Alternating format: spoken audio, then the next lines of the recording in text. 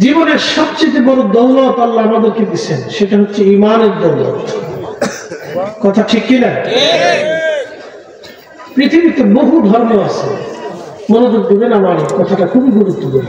পৃথিবীতে বহু ধর্ম আছে, সনাতন, জৈন ধর্ম, মাজুসি ধর্ম, শিখ ধর্ম, বৌদ্ধ ধর্ম, খ্রিস্ট ধর্ম, ইহুদি ধর্ম, এরকম অনেক ধর্ম পৃথিবীতে আছে। এক একটা ধর্মে এক একটা বিশ্বাস আছে। যেমন যারা মাজুসি, তারা আগুনের পূজা করে। প্রাচীন ইরানীরা আগুনের পূজারী ছিল, তারা বেশি পরিমাণে আগুনের পূজা করত। হাজার হাজার বছর ধরে তাদের সেই আগুনের যে মন্দির ছিল, এই মন্দির আগুন জ্বলত, এক সেকেন্ডের জন্য আগুন নিভেত হয়। তারা ভাবতো এই আগুনই আমাদের খোদা, এই আগুনই আমাদের দেবতা, এই আগুন আমাদের স্রষ্টা। একসাথে বলবেন না? সমস্ত ভালো মন্দ এই আগুনই করে থাকে। আপনাদেরকে হয়তো বোঝার চেষ্টা করবেন যে আগুনের পূজা করে তারা আগুনকে খোদা ভাবত। এখন আপনারা বলেন তো, আগুন নিভে যায় কিনা? একসাথে বলুন, আগুন নিভে কিনা? অন্যের সাহায্য ছাড়া জ্বলে কিনা? অন্যের সাহায্যে তাকে জ্বলতে হয় এবং সে এক সময় নিভে যায়। তো যে অন্যের সাহায্যে জ্বলে এবং অন্যের একসময় সে নিভে যায়, তাহলে সে কি করে খোদা হয়? খোদা হতে তাহলে আগুনের যিনি স্রষ্টা, আমাদের বিশ্বাস মতে তিনি কে? একসাথে বলেন, কে? মনোযোগে, আমাদের দেশে যারা সনাতন ধর্মে বিশ্বাসী, আমরা যাদেরকে হিন্দু বলে চিনি, তাদের বিশ্বাস হচ্ছে বিদ্যার দেবতা সরস্বতী এবং সাপের দেবতা মনসা বা মনসা পূজা করে থাকে। যৌন শক্তি বা এই জাতীয় দেবতা হচ্ছে শিব এবং কালী একটা দেবতা, দুর্গা একটা দেবতা, তারপরে গণেশ একটা দেবতা, লক্ষ্মী একটা দেবতা। ঘরে যাতে মঙ্গল হয় সেজন্য তারা লক্ষ্মী পূজা করে। এরপরে লোকনাথ তাদের একটা দেবতা। লোকনাথ বলছে, রনে বনে জঙ্গলে যেখানেই বিপদ পড়ে আমাকে স্মরণ করবো, আমি উদ্ধার করবো। এটা হচ্ছে লোকনাথ তাদের দৃষ্টিতে দেবতা। আচ্ছা বলেন তো, এরকম দেবতা হতে হতে তাদের বিশ্বাসে বহু দেবতা ৩৩ কোটির মতো হয়েছে তাদের বিশ্বাস। আচ্ছা আপনারা বলেন, কালকে বৃষ্টি হয়েছে না? আসলে কালকে কি যে বৃষ্টি হয়েছে, এটা কি বৃষ্টির সিজন? এটা কিসের সিজন? ঠান্ডা সিজন না? এখন ঠান্ডা আসার কথা। ধরেন বৃষ্টির দেবতা এবং শীতের দেবতা, ধরেন আর কি তাদের বিশ্বাস মোতাবেক বৃষ্টির দেবতা শীতের দেবতা। মনোযোগ দিবেন তো, কালকে শীতের দিনে বৃষ্টি হলো। এখন যদি দুই দেবতা হতো, তাহলে শীতের দেবতা বলতো, বেটা শীতের দিনে তুই বৃষ্টি দিবি কেন? কথা ঠিক কিনা? তোর বৃষ্টি দেওয়ার সময় হলো গ্রীষ্মকালে অথবা বর্ষাকালে, তুই তোর বর্ষাকালে বৃষ্টি দিবি। আমার শীতের দেবতা আমি, আমার শীতের সময় তুই বৃষ্টি দিতে পারবি না। বৃষ্টির দেবতা বলতো না, আমি বৃষ্টি দেব, বৃষ্টির দরকার। তার দুই দেবতার মধ্যে ঝগড়া হতো। এক পর্যায়ে দেবতারা কিলিকিলি করতো, মারামারি করতো, ফিটাফিটি করতো। দেবতার ফিটাফিটিতে বান্দার জান শেষ। বান্দার ফিটাফিটি করা লাগতো। এই জন্য আল্লাহ বলছেন, হাবিব উম্মতকে জানান, কুল হু আল্লাহু আহাদ, আমি এক। একসাথে বলবেন আল্লাহু আকবার। না না ভাই, জোরে বলবেন, আরো জোরে। সনাতন ধর্মে একটা বিশ্বাস ছিল, সনাতন ধর্মে এটা তাদের বিশ্বাস। আমি তাদেরকে মন্দ বলতেছি না বা কটাক্ষ বলতেছি না, বোঝার জন্য বলতেছি যে সনাতন ধর্মের একটা বিশ্বাস ছিল এক সময় শত শত বছর ধরে বা হাজার বছর ধরে চলে আসা। স্বামী মারা গেলে স্বামীর সাথে স্ত্রীকে জীবন্ত পুড়িয়ে মেরে স্বর্গে পাঠানো। বুঝেন নাই মনে হয়, আবার বুঝেন। স্বামী মারা গেলে স্বামীর সাথে স্ত্রীকে পুড়িয়ে মেরে স্বর্গে পাঠানো হতো। বলা হতো যে স্বামী স্বর্গে চলে যাবে, স্ত্রী কেন থাকবে? স্বামী স্ত্রী একসাথে তারা স্বর্গে পাঠিয়ে দিচ্ছে। আচ্ছা আপনারা বলেন তো, একটা জীবন্ত মানুষকে পুড়িয়ে মারাটা কতটা অমানবিক হতে পারে? তাহলে বোঝা গেল এটা বানানো মানুষের কল্প এবং মন গড়া। কথা বলেন ঠিক না ঠিক? ইসলামের মতো শান্তির ধর্ম আর পৃথিবীতে একসাথে বলবো, আরো জোরে বলবো, হতে পারে? প্রাচীনকালে মিশরীয়দের ধর্ম বিশ্বাস ছিল, প্রাচীনকালে মিশরীয়দের ধর্মের বিশ্বাস ছিল তারা নীল নদের জোয়ার আনার জন্য একটা সুন্দরী কুমারী মেয়েকে বাছাই করত, বাছাই করে সেই মেয়েটাকে নীল নদের পাড়ে নিয়ে তাকে জবাই করত। খুব ঘন ঘটা করে আনন্দ করে বিরাট কিছু করে তারা এই মেয়েটাকে জবাই দিত। তো জবাই দেওয়ার পরে যে রক্ত গড়িয়ে গড়িয়ে গড়িয়ে গড়িয়ে নীল নদে গেলে জোয়ার আসতো, এটা ছিল তাদের বিশ্বাস। সেই বিশ্বাসে মিশরে লক্ষ শত শত বছরে শত শত নারীর জীবন চলে গেল। সে নারী যিনি নিজেও জানে না যে আমার জীবনটা কি জন্য চলে গেল। যারা বিশ্বাস করলো তারা তাদের এই ভ্রান্ত বিশ্বাসের উপর থেকে জীবন্ত বহু মানুষকে তারা হত্যা করল। বিশ্বাস কত মারাত্মক। প্রিয় উপস্থিতি, কালীপুরবাসী হোমনাবাসী ঠিক তখনই মুসলমানরা যখন মিশর দখল করে নিল, মুসলমান মিশর দখল করার পরে সেনাপতি আমর ইবনুল আস রাদিয়াল্লাহু আনহু মিশর দখল করলেন। খলিফাতুল মুসলিমিন হযরত ওমরের জমানায় মুসলমানরা মিশর দখল করার পরে সেনাপতি জানতে পারলেন, বিরাট ঘনঘটা করে আয়োজন করে, মেলার আয়োজন করে, হাজার হাজার লক্ষ লক্ষ মানুষ আনন্দ করে করে ঢোল করে পিটাইয়া গান গেয়ে গেয়ে নেচে গিয়ে তারা একটা কুমারী মেয়েকে ধরে নিয়ে যাচ্ছে নীল নদের পাড়ে জবাই করার জন্য। আমার দিকে তাকাবেন, বলেন তো, যে মেয়েটাকে ধরে নিয়ে যাচ্ছে তার মার কলিজায় কেমন ব্যথা লাগতেছে? যাকে ধরে নিয়ে জবাই করার জন্য নিয়ে যাচ্ছে তাহলে সে কেমন আর্তনাদ করতেছে?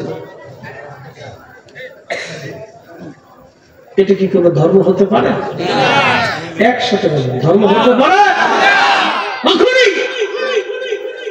এই জন্য ইসলাম ঠিক, মানব জাতি যখন অন্ধকারে নিমজ্জিত, ঠিক তখনই আল্লাহ তার রাসূলকে পাঠিয়েছেন। কথা বলে ঠিক না?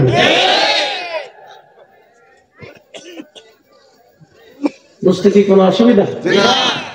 আমাদের বুঝতে হবে। এই রাস্তাঘাটে বহু মানুষ আছে দিন সম্পর্কে তারা কোনো জ্ঞানই নেই। কি কথা বল না? দিন সম্পর্কে তাদের কোনো জ্ঞান নেই। ওরা মনে করে মাহফিলে এসে লটপটি চটপটি খাইয়েছো, তো চটপটি লটপটি খাইয়ে বাদাম টাদাম কিনে তো ঘুরতেছে। আর কিছু পুরাবার আছে চিন্তা করে বেডি করতে আছে, ওরা ঘুরঘুর ঘুরঘুর করে চারিদিক ঘুরঘুর।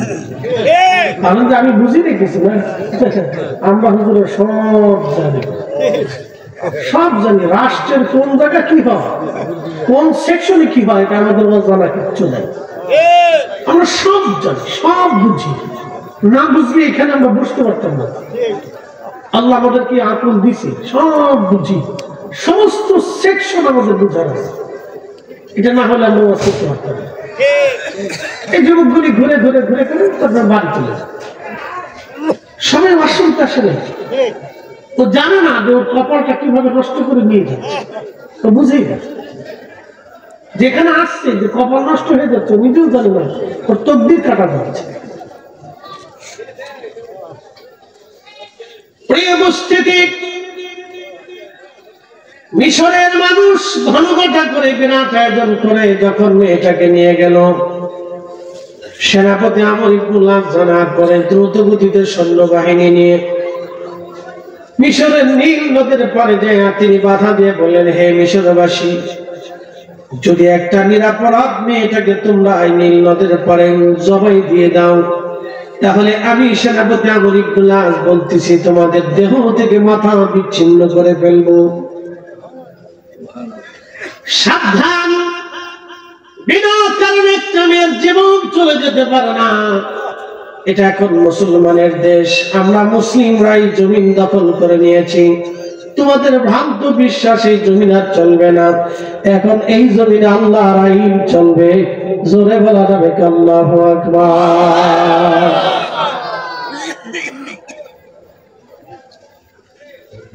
সেনাপতি আমর ইবনুল আস কথা বলার পরে মিশরবাসী ডাক দিয়ে বলল, হে আমর ইবনুল আস, বুঝলাম মেয়ের কতল করা যাবে না, তাকে জবাই দেওয়া যাবে না, কিন্তু আমাদের বিশ্বাস এই মেয়েটাকে জবাই দেওয়ার পরে তার রক্ত গড়িয়ে নীল নদের মধ্যে যাওয়ার পরে নীল নদে জোয়ার আসবে। হে সেনাপতি, আমরা মেয়ে কতল করব না, জবাই দিব না, কিন্তু তোমরা নীল নদের জোয়ার আইনা দাও।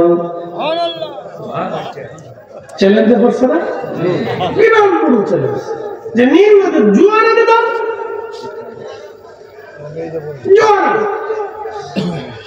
জোয়ার আনলেই বুঝবো তোমার তথ্য। আর যদি জোয়ার আনতে না পারো তাহলে বুঝবো আমরা মেয়ে জবাই দেওয়ার পরে জোয়ার আসে, এটাই ঠিক। সেনাপতি আমর ইবনুল আস চ্যালেঞ্জের মুখে পড়ে গেলেন। আল্লাহ বুঝানোর জন্য পৃথিবীতে বহু মানুষ এরকম চ্যালেঞ্জের সম্মুখীন হয়েছে। এই জন্য নবীদেরকে আল্লাহ মুজিজা দিতেন। কি দিতেন? নবীদেরকে মুজিজা দিতেন, আর ওলিদেরকে আল্লাহ কারামত দিয়েছেন। সাথে বলবেন আল্লাহু আকবার। যদি খাজা বাবা আজমেরি আনা সাগরের পানি একটা লুটার ভিতরে না নিয়ে আসতে পারতেন, সেই দিন হয়তো খাজা বাবা ওইখানে টিকতে পারতেন না। কথা বল না কেন? আর খাজা বাবার যদি কারামত না থাকতো, আধ্যাত্মিকতা না থাকতো, তাহলে এই জমিনে কালেমার শাহাদ আপনাদের নসিব হতো না। এই জন্য আমার দেশে যারা আল্লাহর ওলিদেরকে অস্বীকার করে, যারা ওলিদেরকে অস্বীকার করে, আমি মনে করি তারা তাদের নিজের বাপকে অস্বীকার করে। কথা বুঝাইতে পারছি? আরো বুঝে। মুহাম্মদ ঘুরি পানিপথে যুদ্ধ করার আগে 1,20,000 সৈন্য নিয়ে সে সিন্ধু অর্থাৎ পাকিস্তানের সীমান্তে, ইন্ডিয়ার সীমান্তে সিন্ধুস্থান বা সিন্ধ যেটাকে বলা হয় সিন্ধু প্রদেশ, এটার কিনারাতে সীমান্তে সে 1,20,000 সৈন্য জড়ো করে বিশ্রাম করতেছে। যুদ্ধে আসবে কি আসবে না, আসবে কি আসবে না, আসবে কি আসবে না, আসবে কি আসবে না, খুব চিন্তিত। এর আগে সে পানিপথের যুদ্ধে একবার হেরেও গেছে, বহু সৈন্যের জীবন চলে গেছে। আবার আসবে কি আসবে না, আসবে কি আসবে না, খুব চিন্তিত। ঘরে চিন্তায়, এদিকে খাজা বাবা আজমেরি আজমির শরীফে আসছে কালেমার দাওয়াত দিতে। 1-2 মানুষকে কালেমার দিশা দেন নাই খাজা বাবার জীবনে। তিনি 90 লক্ষ মানুষের জবানে কালেমা পড়িয়েছেন। আসতে হয়ে গেল না? জোরে বলেন আল্লাহু আকবার। আচ্ছা, আপনারা বলেন, বাংলাদেশে এত ওয়াজ হলো, এত নসিহত হলো, এত ওয়াজ নসিহত আমরা করলাম, 90 জন তো বছরে কালেমা পড়ে না। বছরে 90 জন তো পড়ে। খাজা বাবা 91 লক্ষ মুসলমান বানিয়েছে। আসতে হবে কেন? সুবহানাল্লাহ, জোরে বলেন। ভিতরে কিছু না থাকলে তো সম্ভব ছিল না। কথা বল না কেন? ভিতরে কিছু ছিল।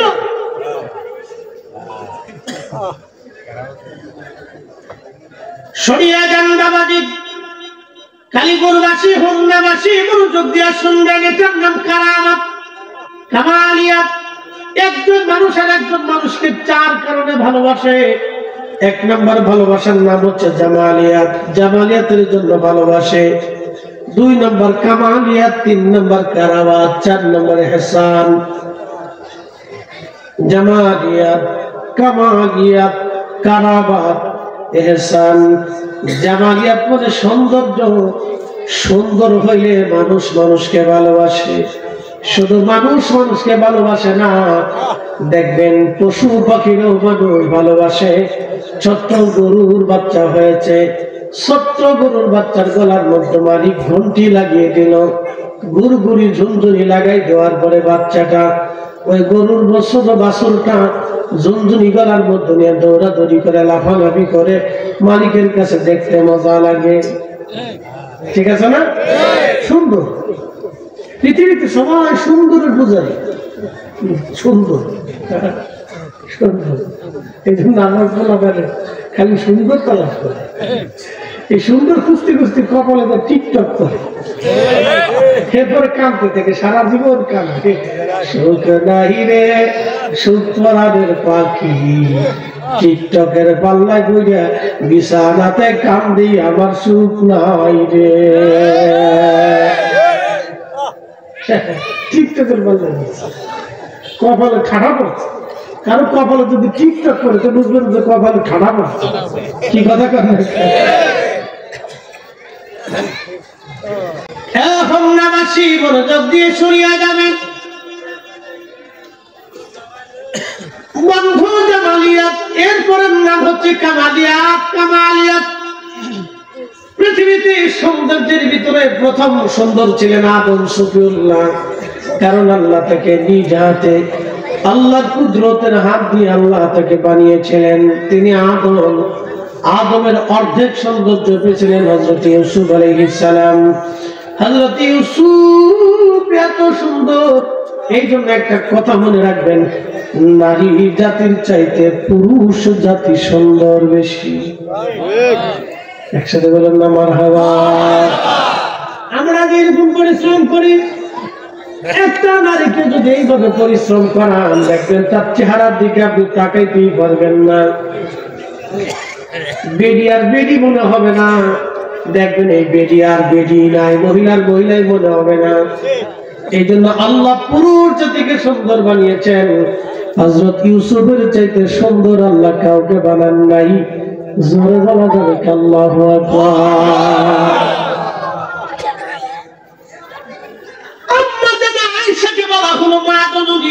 বলে দেখ ইউসুফ বেশি সুন্দর না নবী বেশি সুন্দর? একসাথে বলুন আল্লাহু আকবার।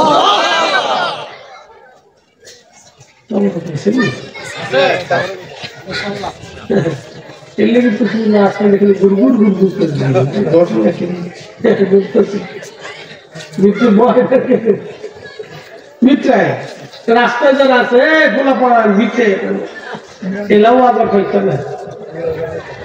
হযরত ইউসুফ এত সুন্দর, ইউসুফ सूरत यूसुफ बेदारी हिकमाते लुकमान माँ करिए कुरान कारी आए दिल सादिल माँ। हजरत यूसुफ तो सुंदर नबी जी के अम्मा जान साहबीरा जिज्ञेस करलो माँ जननी নবী বেশি সুন্দর না ইউসুফ বেশি সুন্দর? আম্মা জান ডেকে বললেন, সাহাবীরা রে, যদি ইউসুফের সৌন্দর্য দেখে মিশরের যে মহিলারা, মিশরি যে মহিলারা হযরত ইউসুফের সৌন্দর্য দেখে তারা তাদের হাতের বদল কমলার বদৌলতে তারা হাত কেটে ফেলেছিল। কমলা কাটতে যায় তারা হাত কুচি কুচি করে কাটতে লাগলো। কমলা কাটার বদলতে হাত কাটতে ছিল তারা। যদি ইউসুফের জায়গায় ওই মিশরি নারীগুলি আমার রাসূলকে দেখতো, সাহাবীরা রে, তারা শুধু হাত কাটতো না, হাতের জায়গায় তারা কলিজা কেটে ফেলতো। একটা জবান বন্ধ থাকবে না, চিৎকার মেরে বলেন ইয়া রাসূলুল্লাহ। ভুবনের প্রিয় মুহাম্মদ এলো রে দুনিয়ায়, সাগর আকাশ বাতাস দেখবি যদি রে সাগর আকাশ বাতাস দেখবি যদি ধূলির ধারা বেহেশত আজ জয় করিল দিগরে লাজ আজকে খুশির ঢল নেমেছে ধূসর সাহারার সাগর আকাশ বাতাস দেখবি জুড়িয়া সাগর আকাশ বাতাস দেখবি জুড়িয়া বন্ধু আমার নবী এত সুন্দর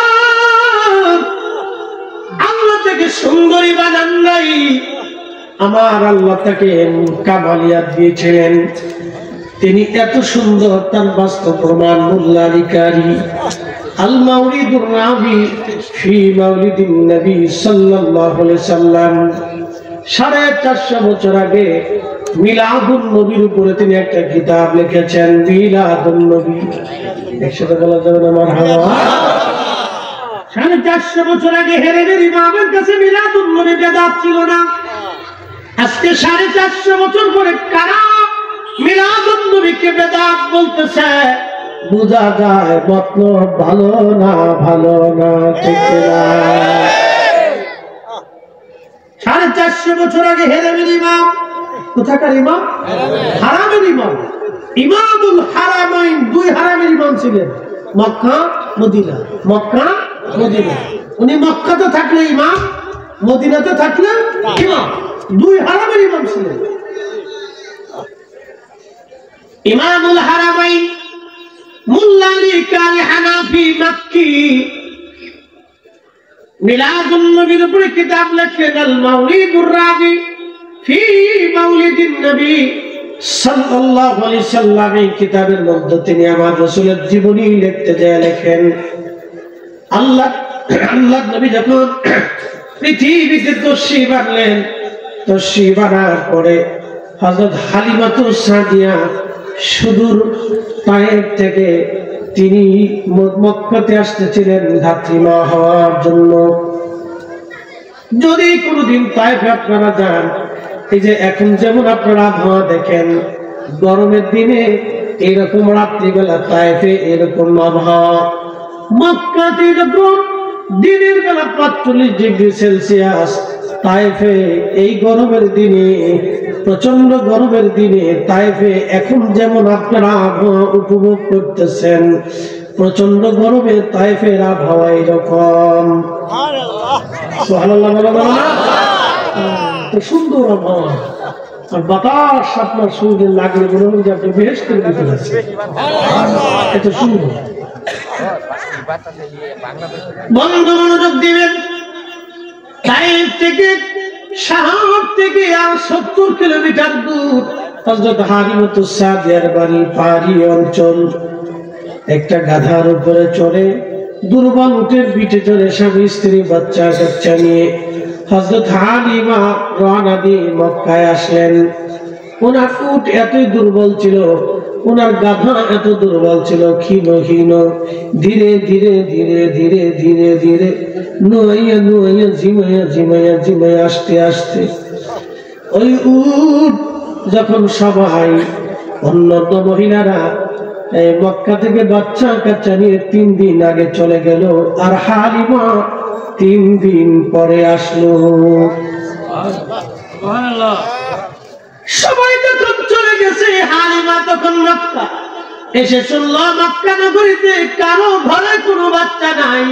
কিন্তু একটা বাচ্চা মক্কা ঘরে আছে বাবার নাম আব্দুল্লাহ দুনিয়াতে নাই মদিনা মুনাওয়ারায় বাবা মারা গেছে শুনলে খুশি হবেন আল্লাহু আকবার আমার নবীজির আব্বাজানের কবর বর্তমান মসজিদে নববী বর্ধিত করতে যে পাওয়া গিয়েছিল সেটা বলবেন আল্লাহু আকবার কবরের লাশ ওই রকমই সুবহানাল্লাহ কি বাড়ি যায় যেরকম কবর দেওয়া হয়েছিল ওরকমই লাশ। আল্লাহর হাবিবের বাবা। আর যে আমাদের দেশে একদল আছে না, একদল, এদের আকীদা হলো রাসূলের আব্বা আম্মা কাফের ছিল, তারা জাহান্নামে চলে গেছে। আপনারা যতদূর পারেন এদেরকে পাইলে সুবাদ দিবেন, চাটা খাওয়াবেন, ঘরের ভিতরে নাস্তা করাবেন, এদের পিছনে নামাজ পড়বেন, খুব ফায়দা হবে, অনেক নেকি পাবে, বহুত নেকি হবে। বুঝতে পারছেন? বহুত নেকি হবে। যারা রাসূলের আব্বা আম্মারে কাফের করে, জাহান্নামী মনে করে, ও তো মানুষই হতে পারে না। কথা বল না কেন? আমাদের দেশে ইয়াং জেনারেশন শিক্ষিত মানুষ মনে করছে মাত্র কতগুলো হায়ার এডুকেটেড পারসন, আপনি শিক্ষিত দিয়ে ছাতা কি করবেন? কাজী নজরুলের চাইতে মেধাবী কোনো মা জন্ম দিতে পারছে? হ্যাঁ, শিক্ষিত দেখেন কাজী নজরুলের জুতার ওজনের সমান ছিল।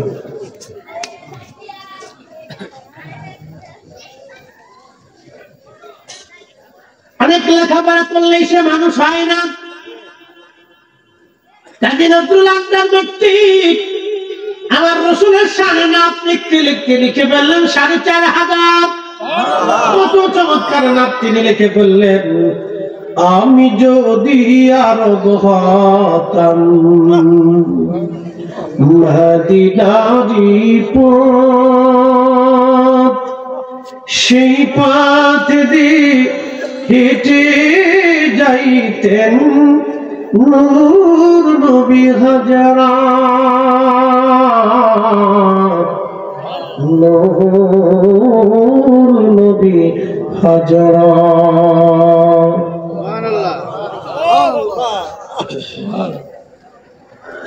খন্নাবাসী বুঝিয়া যাবেন বাবাজি, আল্লাহ নবীজি ধাত্রী বাহারি মাসার পরে জানলেন আব্দুল্লাহর ছেলে তিনি মারা গেছেন আমিনার ঘরে। হযরতে হালিমা ফিরে চলে আসবেন, স্বামী ডাকতে বলতেছে হালিমারে একেবারেই শূন্য ফিরে চলে যাব, বাচ্চাটা নেই বানানি, একটা নজর চলো দেখে আসি দেখতে কেমন। হালিমা বললেন পাগল পড়া হয়ে রওনা করলাম, গেলাম যায় দেখি আল্লাহ নবীর শরীর মোবারক রেশমের কাপড় দিয়ে ঘিরে রাখা ছিল। একটা কাপড় সবুজ আর একটা কাপড় সাদা, এই জন্য জান্নাতের পোশাক সবুজ সবুজ। চিৎকার করে বলেন আল্লাহু আকবার, আল্লাহুম্মা সাল্লি আলা সাইয়্যিদিনা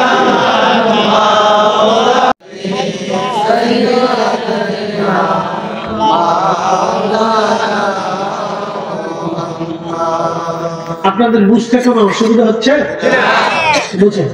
বুঝাটার জন্য জামালিয়াত কামালিয়াত, আমি আমার রাসূলের জামালিয়াত কামালিয়াত একসাথে বুঝতেছি। হালিমাতুস সাদিয়া বলেন দোলনার ভিতরে শোয়া, দোলনার ভিতরে শোয়ানো নবীজি ঘুমিয়েছিলেন, শরীরে সবুজ আর সাদা রেশমের কাপড় দিয়ে ঘিরে রাখা ছিল। হালিমা বলেন মানুষ এত সুন্দর হতে পারে, মানুষ এত সুন্দর সুন্দর হতে পারে, আমি হালিমা কখনোই কল্পনা করতে পারি নাই। এত সুন্দর নূরের চেহারা, চিৎকার করে বলবেন আল্লাহু আকবার। এত সুন্দর নূরের চেহারা মানুষ, এত সুন্দর, কাছে যখন গেলাম দেখি পবিত্র সুঘ্রাণ নবীজির শরীর থেকে বেয়ে বেয়ে আসে। জীবনে আমি হালিমা কোনদিন এত সুন্দর সুঘ্রাণ আমার নসিবে হয় নাই। আমার রাসূলের পাশে যে বসে গেলাম, আমি আমার রাসূলের ঘুম ভাঙানোর জন্য বুকের উপর থেকে রেশমের কাপড় সরায়া আমার হাত দিয়ে আলতো আলতো করে বুকের উপরে মেসেজ করতেছিলাম আমি, যাতে নবীর ঘুম ভেঙে যায়। ঘুম ভেঙে গেল আমার রাসূলের। আমার দিকে তাকায় নবীজি মুস্কি হাসি দিলেন। এই হাসিটা এত সুন্দর ছিল, হাসিখানা দেখে আমি হালিমা পাগল পড়া হয়ে গেলাম। আরো লক্ষ্য করলাম নবীজির পবিত্র জুলফি মুবারকের মাঝখান থেকে, কপাল থেকে একটা নূর, নূরে মুহাম্মাদি নূর বের হয়ে মধ্য আকাশ পর্যন্ত চলে গেল।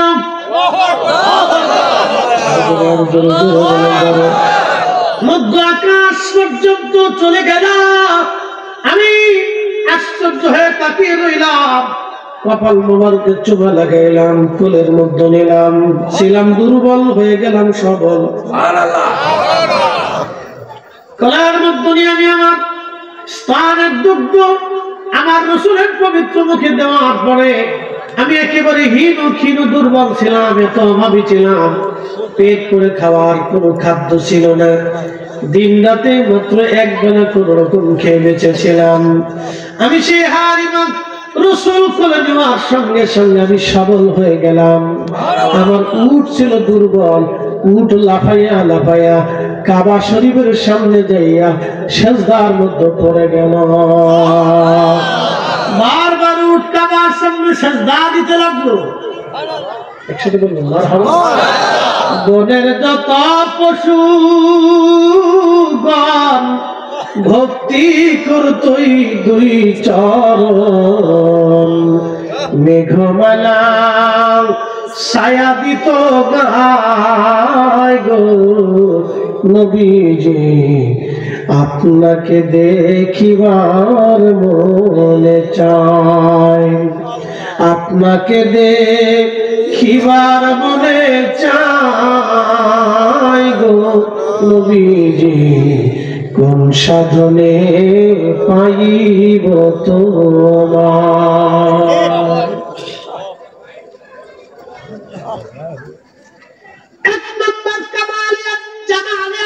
সৌন্দর্য নবীর চাইতে সুন্দর আর কেউ ছিল না, ঠিক কিনা? সৌন্দর্য হালিমা পাগল। 2 নম্বর কামালিয়াত। 2 নম্বর কি? কামালিয়াত। উনি যে নবী, তার মুজিজা আল্লাহ দিয়ে দিল। উনি নবী, তার মুজিজা আল্লাহ দিয়ে দিল। মুজিজা সুবহানাল্লাহ। উট দৌড়াইয়া দৌড়ে কাবার সামনে সিজদায় বারবার পড়ে যেতে লাগলো। হালিমা বলে, আমার স্বামী রাত্রিবেলা উট দহন করার জন্য পাতিল নিয়ে গেছে। সারা উটের ছিল দুর্বল, দুধ পাতিল ভর্তি করে দুধ দহন করে স্বামী নিয়ে এসে বলল, হালিমা রে, আমি এই সন্তান ছাড়া কখনো ফিরে যাব না। পয়সা দিক বা না দিক হালিমা, এই সন্তান বিহীন আমরা তায়েফে ফিরে যাব না। আমি হালিমার স্বামীকে বলি, স্বামী আমি পণ করেছি, টাকা দিক বা না দিক, এই বাচ্চার খরচা দিক বা না দিক, আমি সন্তান মুহাম্মদকে ছেড়ে আমি কখনো তায়েফে ফিরে যাব না। আমি একে নিয়ে যাব, কারণ এই বাচ্চা বড় বরকতওয়ালা, শানওয়ালা। একসাথে বলা যাবে কি আল্লাহু আকবার। দালাইলুন নবুওয়াত, নবুওয়াতের দলিল, নবুওয়াতের দলিল। হালিমা বললেন, উঠে দুধ আসলো, আমার গাধা দুর্বল ছিল, সবল হয়ে গেল। আমি আমার শিশু নবীকে নিয়ে কোলের মধ্যে নিয়ে আমি রওনা হয়ে যাব। এমন সময় হযরত আমেনা আমার কাছে আসলেন। আমেনা এসে বলতেছে, হালিমা তুমি আমার সন্তানটাকে নিয়ে যাচ্ছ। হালিমা তুমি জানো না আমার বেটার শান কত? হালিমা রে, তুমি জানো না আমার বেটার শান কত? শুনো, আমি যখন তাকে গর্ভে ধারণ করেছি তখন অন্য মায়েদের মতো ভারিত্ব, ওজনত্ব, ব্যথা, বেদনা, যন্ত্রণা কিচ্ছুই ছিল না। আমি জানতামই না আমার পেটে কোনো সন্তান আছে। হালিমা কে জানি স্বপ্নে সে বলে যাইতো, আমেনা তুমি বড় ভাগ্যবতী, তোমার ধরে আখির নবী বিশ্বব্যাপী তার শান ছড়িয়ে যাবে, বিশ্বব্যাপী সে সম্মানিত হবে, মহা ইজ্জতওয়ালা হবে। হালিমা তুমি জানো না আমার বেটা কিন্তু নবী হবে। সুবহানাল্লাহ বলবো, আমার বেটা নবী হবে, বলে নবী হবে। নবীর আম্মা কাফের আছে? ও তুমি গর্ধ আর গাধার বেঈমান নাফরমান কুত্তা সে তুমি রাসূলের আম্মা আমার কাফের বলছে। ইউটিউবে সার্চ দিয়ে দেখবেন শুধু রাসূলের আব্বা আম্মা মুশরিক, শুধু সার্চ দিয়ে দেখবেন যে কত নবীর নাম আসে। তাদের ওয়াজে দেখবেন বসে বসে বলতেছে।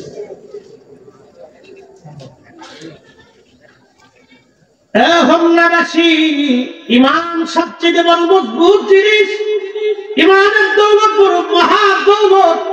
এই ইমান নিয়ে কবরে যেতে হবে। একবার যদি রাসূলের সাথে বেয়াদবি হয়ে যায় তো জিন্দেগি বরবাদ হবে, জিন্দেগি বরবাদ হবে। ঠিক কিনা? আল্লাহ নবী হিজরত করে মক্কার দিকে রওনা করতেছিলেন। আবু বকর সিদ্দিককে নিয়ে রওনা হলেন। জাবালে সৌরের পাশে একটা পাহাড় আছে, জাবালে সাবির। এই জাবালে সাবির জামাত পড়ে জাবালে সাবির নবীকে সালাম দিল। সালাম দিয়ে বলতেছে, হুজুর আমার মধ্যে কোনো গুহা নাই গো নবীজি, আপনাকে গুহার মধ্যে আশ্রয় দিব। হুজুর পাশের পাহাড় জাবালে সৌরের মধ্যে গুহা আছে, আপনি সেই গুহার মধ্যে চলে যান। আল্লাহ নবী জাবালে সৌরে রওনা দিয়েছে। সৌর নবীকে সালাম দিলেন, গুহার মধ্যে গেলেন। মাত্র সে জাল পরিয়ে দিল। একসাথে বললেন আল্লাহু আকবার। কবুতরের ডিম পারল। কিসের? যারা বলেন কিসের? কবুতরের ডিম পারল। মক্কাতে যদি কোনোদিন যান তো দেখবেন হাজার হাজার লক্ষ লক্ষ কবুতর। ও সেই কবুতরের বংশধর। একটা কবুতর কেউ খাবে না, ধরবে না, শুবে না, কারণ কবুতরকে খাবার খাওয়ায় আসে হাজির। একটা কবুতরকে কেউ ধরবে না, মোটেও ধরবে না। তো সেই কবুতরের বংশধর, যে কবুতরে হিজরতের রাতে গাড়ে সৌরে দরজার সামনে বাসা বেঁধে ডিম পেরেছে। কবুতর নবীকে ভালোবাসত, আল্লাহ তার প্রতিদান দিলেন। লক্ষ লক্ষ কবুতরের কপাল খুলে দিলেন, তার পরবর্তী বংশধর হেরেমের ভিতরেই থাকে। সুবহানাল্লাহ। ডিম পারছে কয় কবুতর? একসাথে বলেন, ডিম পারছে কয় কবুতর? ভাগ্য খুললো কয় কবুতর? একবার 14 গোষ্ঠী। কথা কম না কেন, ঠিক কিনা? ইব্রাহিম আলাইহিস সালামের আগুনের ভিতরে ব্যাগে ফাঁসাদের ঘুরাইয়া সিরিপ সিরিপ করে হোস পাইপ দিয়ে পেশাব ছুটতেছে। আচ্ছা, ব্যাগে যখন পেশাব করে তো কত মন পেশাব করে? এক কাপ? সাকাবের একটা বলো, এক সিরিঞ্জ জুতো। এত দিয়ে ইব্রাহিম আলাইহিস সালামের আগুন কি করে নিভবে বলেন তো? আগুন তো 2 কিলোমিটার দূর থেকে তাপে কাছেই যেতে পারছে না। সে আগুন কি করে নিভবে? তো পাইপ দিয়ে পেশাব মারতেছে। আল্লাহ ডাক দিতে দেন, করো কি? আল্লাহ তো সবই জানে। কি করো? আল্লাহ পেশাব চলে। কেন চলে? আল্লাহ আগুন নিভাইতেছি। একসাথে বলবেন মারহাবা। কি নিবাই? আচ্ছা, ব্যাঙের পেশাবে কি আগুন নিবো? কিন্তু ব্যাঙের চেষ্টা করতেছে। কথা ঠিক কিনা? ব্যাঙের চেষ্টা করতেছে। ব্যাঙ ডাক দিয়ে বলে রাব্বি, আল্লাহ ডাক দেখে ব্যাঙ, তোমার এই পেশাবে কে আগুন নিবে? ব্যাঙ বলে, জানি আগুন নিবে না, কিন্তু আমি আগুনের পাশে এই জন্য পেশাব ছেড়ে দিচ্ছি। কিয়ামতের মাঠে তুমি যখন জিজ্ঞাসা করবা মাখলুকরা আমার খলিল আগুনের মধ্যে ফেলাইছিল, তোমাদের করণীয় কি? আমি ব্যাঙ সেদিন বলবো, আল্লাহ পেশাব ছেড়ে দিয়ে আগুন নেভানোর চেষ্টা করেছিলাম, আমার রব আমার আল্লাহ ব্যাঙের পেশাবকে পাক বানাই দিলেন। আপনার ব্যাঙ যতই পেশাব আপনার গায়ে করুক, ওই অবস্থায় নামাজ পড়লেও নামাজ হালাল হয়ে যাবে, নামাজ নষ্ট হবে না, ওযু নষ্ট হবে না, অপবিত্র আপনি হবেন না। জোরে বলা যাবে কি মারহাবা। গিরগিটি চিনেন আপনারা? দেখছেন গিরগিটি? এই গিরগিটি যাইয়া ফু মারতেছে।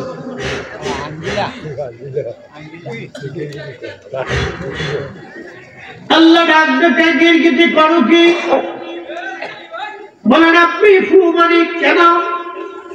ইব্রাহিমের আগুন যদি বেশি করে জ্বলে,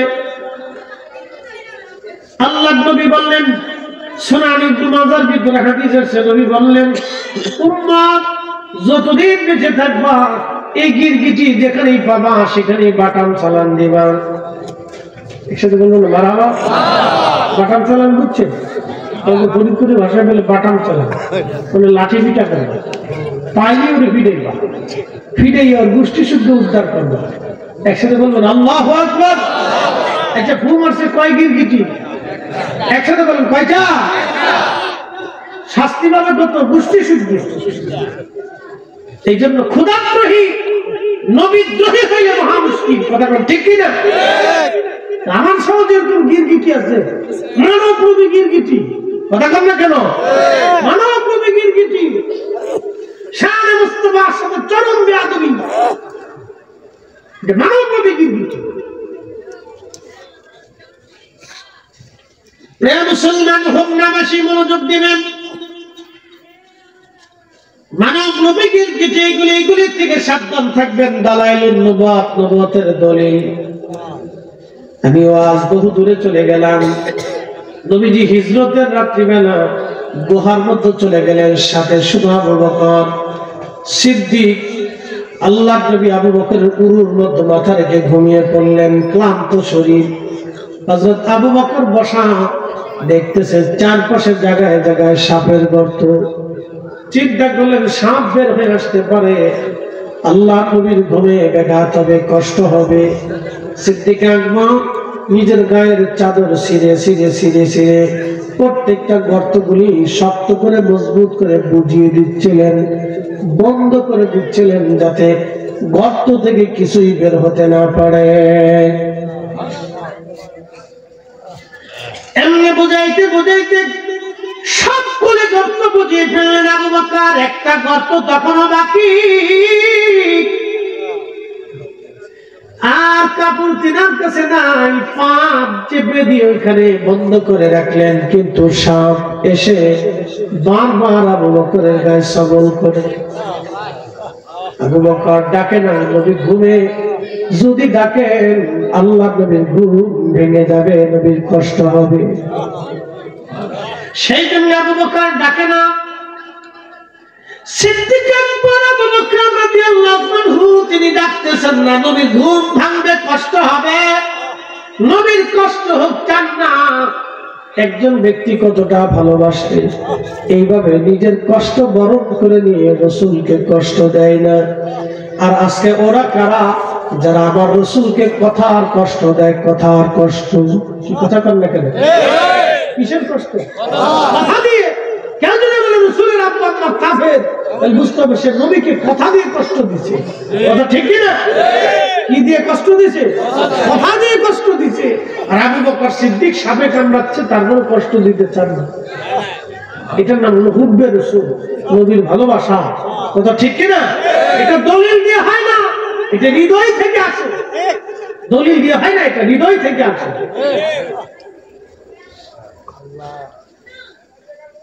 প্রচন্ড সাপের যন্ত্রণায় চোখ বেয়ে দু ফোঁটা পানি চলে আসছে। পানিটা বেয়ে নবীজির বদন মুবারকে, চেহারা মুবারকের মধ্যে পড়ার পরে আল্লাহ নবীর ঘুম ভেঙে গেল। আবু বকর কি জন্য তুমি কাঁদো? বাড়ির কথা কি মনে পড়ছেনি? আবু বকর বললেন, হুজুর ঘর সংসার সব ছেড়ে দিই, আপনি নবীর কদমে হিজরতের জন্য স্ত্রী পুত্র পরিজন সন্তানাদি সব ছেড়ে দিয়ে রওনা দিয়ে চলে আসছি। হুজুর বাড়ির কথা মনে পড়ে নাই? নবী সাপে কামড় দিচ্ছি, ব্যথার যন্ত্রণা সহ্য করতে পারি নাই। আল্লাহ নবী ডাক দিয়ে বললেন, আবু বকর আগে কেন বলো নাই? বলে হুজুর আপনার কষ্ট হবে সেই জন্য বলি নাই, ঘুম ভেঙে যাবে সেই জন্য বলি নাই। আল্লাহ নবী ডাক দিয়ে বললেন, আবু বকর কোন জায়গায় তোমার সাপে কামড় মারছে বলো। দেখাই দেওয়ার পরে নবী থুতু নিক্ষেপ করলেন। আল্লাহ নবী থুতু মুবারক লাগার সঙ্গে সঙ্গে সমস্ত সাপের বিষ পানি হয়ে গেল। জোরে জোরে জোরে জোরে বলেন নবী আছে, কথা কথা নবী আছে, নবী সত্য। যার জবানের থুতুতে সাপের বিষ পানি হয়ে যায়, নবুয়তের দলিল। কিসের দলিল? একসাথে বলেন কিসের দলিল? ওই যে চ্যালেঞ্জ মনে আছে আপনাদের, মিশনীয়রা বলল সেনাপতি আমর ইবনুল আস, আমরা মেয়ে জবাই দিলে জোয়ার আছে, তো তুমি জোয়ার উঠে নিয়েছো। সেনাপতি আমর ইবনুল আস বললেন, আমার খলিফা আছে, আমি ওমরের কাছে চিঠি পাঠাবো, দেখি খলিফার পক্ষ থেকে কি জবাব আসে, তারপরে তোমাদেরকে বলবো। আগে চলে যাও, নিরাপরাধ কোন মেয়ের জীবন আমি যেতে দেব না, নিরাপরাধ কোন মেয়ের জীবন আমি নষ্ট হতে দেব না। আগে খলিফার পক্ষ থেকে উত্তর আসবে, তারপরে তোমাদেরকে সিদ্ধান্ত জানাবো। ভালো করে বুঝবেন আমি কি কেমন হইতে হবে, মিল্লাতের প্রধান যিনি হবেন তুমি কেমন হওয়া দরকার একটু বুঝে দিচ্ছি, তো মনোযোগ দেন। হযরতে আমর ইবনুল আস চিঠি পাঠালেন মদিনাতুল মুনাওয়ারা। চিঠির মধ্যে বিস্তারিত লেখলেন মিশরীয়রা তাদের প্রথা অনুযায়ী, তাদের বিশ্বাস অনুযায়ী জীবন্ত একটা মেয়েকে জবাই দেয়। এই রক্তগুলি গড়াইয়া গড়াইয়া গড়াইয়া গড়াইয়া নীল নদে আসে, আর নীল নদের জোয়ার আসে। এখন তারা বলতেছে হয় তোমরা পানি এনে দাও, আর নয় আমাদেরকে মেয়ে হত্যা করতে দাও। তো খলিফাতুল মুসলিমিন আমি এখন কি করব, আপনার উত্তরের অপেক্ষায় আছি। হযরত ওমর একখানা চিঠি লিখলেন। চিঠির মধ্যে তিনি লিখতেছেন, হে নীলনদ, হে নীলনদ, হে নীলনদ, তুমি যদি আল্লাহর হুকুমে প্রবাহিত হও তাহলে তুমি আল্লাহর হুকুমে প্রবাহিত হয়ে যাবে। আর তুমি যদি আল্লাহর হুকুম ব্যতীত নিজের ইচ্ছায় প্রবাহিত হও, তাহলে আমি খলিফাতুল মুসলিমিন ওমর বলতেছি তোমাকে প্রবাহিত হওয়া লাগবে না। চিঠিখানা লেখার পরে ভাঁজ করে বার্তাবাহককে দিয়ে বললেন, বলবে এই চিঠিখানা নিয়ে যেন নীল নদের মধ্যে ছেড়ে দিয়ে আসে। আবুল ফরাদ ইবনুল জওজি 900 বছর আগে তিনার কিতাবের মধ্যে তিনি লিখতেছেন, উলুল হাকাতের মধ্যে লেখেন, সেনাপতি আমর ইবনুল আসের কাছে চিঠি চলে গেল। তিনি চিঠিখানা দিয়ে নীল নদের মধ্যে ছেড়ে দিয়ে আসলেন। চিঠি নীল নদের মধ্যে চলে যাবার পরে এই যে নীল নদের জোয়ার আসলো, আর কোনদিন আর জোয়ার বন্ধ হয় না। একসাথে বলবেন আল্লাহু আকবার। মুসলিম মিল্লাতের খলিফা চারটিখানি কথা না, যেমন শরীয়তের জ্ঞান তেমন আধ্যাত্মিক জ্ঞান। এই জন্য আমিরের জ্ঞান যদি শরীয়তের সাথে আধ্যাত্মিক জ্ঞান না হয়, ওই আমির দিয়া মুসলিম মিল্লাতের খলিফা বানায়া লাভ হবে না, কোনো লাভ হবে না। বেহুদা সিংহে বললেন ওর সাথে ডক্টর ইউনিসি ভালো, ওর সাথে ইউনিসি ভালো। এবারে কিছু না হলো বাহ্যিক জ্ঞান আছে, বুঝছেন না, নোবেল পাইছে, অর্থনীতির উপরে ভালো একটা মেধা আছে, মেধা দেখা যাক কদিন কি করে, বুঝতে পারবানি, বছর খানিক গেলেই বোঝা যাবে। ঠিক আছে না? দ্রব্যমূল্যের দাম যদি কমে আসে তাহলে বুঝবো না এটা ঠিক আছে, আর যদি না কমাইতে পারে তাহলে বুঝবো না ভিতরে মাল মশলা নাই, সুদা হিসাব। খুব মনোযোগ দিবেন। মুসলিম মিল্লাতের আমির খলিফাতুল মুসলিমিন আমার চিঠি লিখে পাঠাইলেন। এখন আপনারা যদি বলেন ফরিদী হুজুর আমাদের এই মেঘনা নদী ভাঙতেছে, মেঘনা নদী ভেঙে নিয়ে যাচ্ছে, আপনি তো অনেক বড় বক্তা, বিরাট সুন্দর ওয়াজ আপনার, আপনি একটা চিঠি লিখে মেঘনা নদীতে পাঠাই দেন, কাজ হবে? কারণ কি? ভিতরে মাল নাই। কথা ক্লিয়ার না? ভেজাল আছে, ক্লিয়ার, ভিতরে মাল নাই, উপর দিয়ে ঠন ঠন ঠন ঠন ঠন ঠন ঠন ঠন, ভিতরে মাল নাই। এই জন্য মুসলিম মিল্লাতের আমিরকে বাহ্যিক জ্ঞানের সাথে সাথে আলমের জ্ঞান হতে হবে। এই জন্যই খাজা বাবা আজমিরী সেই জ্ঞানের অধিকারী ছিলেন। মোহাম্মদ ঘুরি সিন্ধের সীমান্তে ঘুমোচ্ছে, মনে আছে? ফিরে নিয়ে যাচ্ছে বলিদের, কেন এদেশে ইসলাম প্রতিষ্ঠিত কেমন বুঝে যাবে। খালি লাঠি ঘুরাইলে হবে না, যিনি ঘুরাবে তার এরকম মেধা থাকতে হবে, তার এলমুল কাল থাকতে হবে।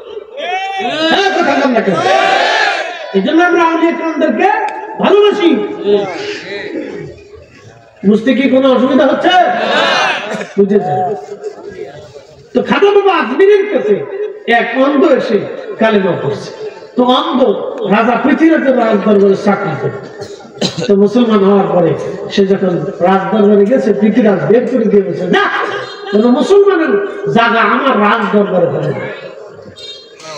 তো বেটা অন্ধ মানুষ কানতে কানতে খাজা বাবার কাছে এসে বলতেছে, হুজুর আমি মুসলমান হয়েছি বিদে পৃথিরাজ আমাকে তারাই দিয়ে বলছে মুসলমানের চাকরি রাজদরবারে হবে না। তা আপনি যদি অনুরোধ করেন তাহলে চাকরিটা দিবে। আমি গরিব মানুষ, অন্ধ, না খেয়ে বাচ্চা কাচ্চা কষ্ট হয়।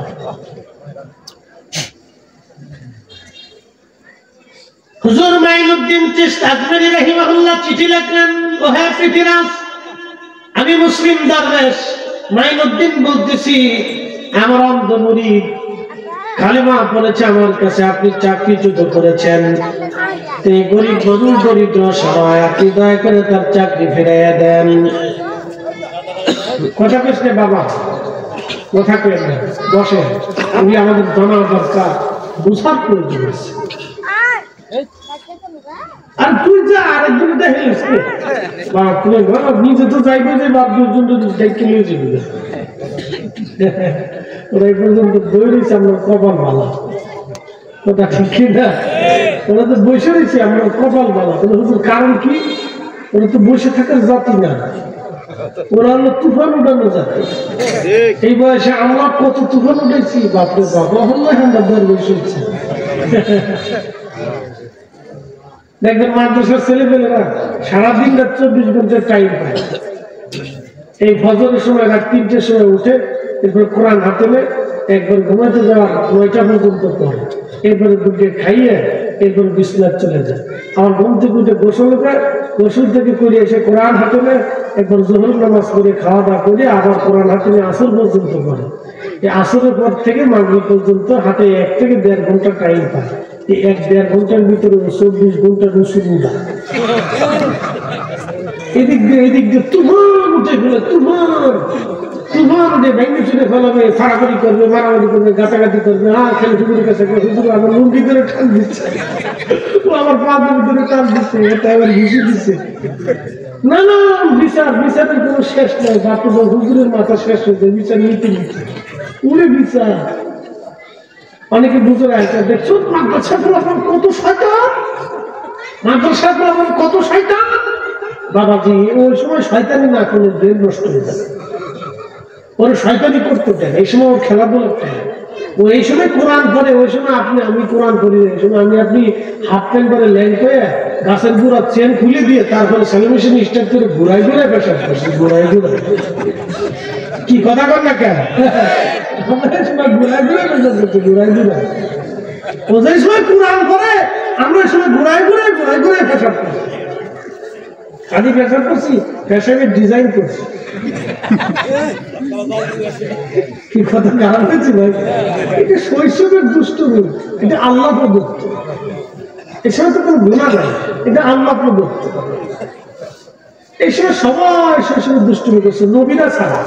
একসাথে বলবো না মারহাবা? কারা ছাড়া? নবীরা ছাড়া। নবীদেরকে আল্লাহ নবুয়তের আগে এবং পরে সবসময়ের জন্য নিষ্পাপ করে রাখছে। একসাথে বলবো না আল্লাহু আকবার। নিষ্পাপ ছিলেন, নিষ্পাপ। আজিজ নিয়ে নিষ্পাপ ছিলেন। নবীরা ছাড়া সবাই দুষ্টুমি করছে, কম বেশি করছে। মনোযোগ দিয়ে চিঠিখানা পাওয়া করে রাজা পৃথিবীরাজ স্থান দিয়ে ছিঁড়ে ফেলছে। সিনা চিঠিখানে এনে, আচ্ছা বলেন তো, আমি একটা চিঠি আপনার কাছে অনুরোধ করে পাঠালাম, ভাইজান আপনি দয়া করে আমার মাদ্রাসার জন্য যতটুকু সাহায্য বলে একটু দয়া করে সাহায্য করে, গরিব এতিম বাচ্চা কাচ্চা আছে, আমি চিঠিখানা পাই। বোঝা গেল আপনি আমাকে অপমান করছেন, মাদ্রাসাকে অপমান করছেন, কথা ঠিক কিনা? চিঠি পাওয়ার পর আপনি একটু বলতে পারতেন ঠিক আছে আমি দেখবো, চেষ্টা করব। বার্তাবাহককে আপনি সম্মানের সাথে বিদায় করতে পারতেন। তো চিঠি খাজা বাবা চিঠি যখন চিঠছে তখন মাইনুদ্দিন চিশতি ধরেছেন দিন রাহমাতুল্লাহ খুব বেজার হয়ে গেলেন। তখন তিনি আরেকটা চিঠি লিখে বললেন, হে পৃথিবীরাজ, তুমি আমার চিঠিকে ছিঁড়ে আমাকে যেভাবে অসম্মান করলে, আমি মাইনুদ্দিন চিশতি তোমাকে বলে দিলাম, মুসলিম সেনাপতির হাতে তোমাকে তুলে দিলাম। একসাথে বললেন আল্লাহু আকবার।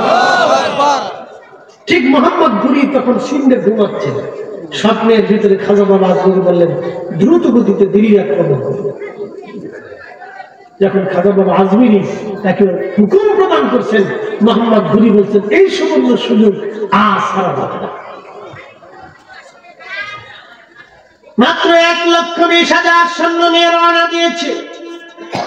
দিল্লিতে সংবাদ এসে গেল মোহাম্মদ ঘুরি 1,20,000 সৈন্য নিয়ে আসতেছে।